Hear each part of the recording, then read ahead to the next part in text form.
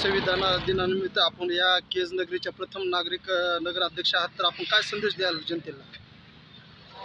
सर्वप्रथम भारतीय संविधान दिनाच्या सर्वांना, सर्व भारतीय बांधवांना, सर्व देशवासियांना हार्दिक हार्दिक शुभेच्छा.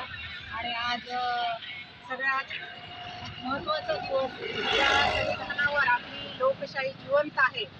लोकांना जगण्याचा, बोलण्याचा, वाचण्याचा अधिकार मिळाला आहे. जगातील सर्वोत्कृष्ट असं हे संविधान डॉक्टर बाबासाहेब आंबेडकरांनी आज दिलेलं आहे. आणि निश्चितच फक्त संविधानाच्या तत्वावर चाललं तर आयुष्यामध्ये काही कमी पडू शकत नाही.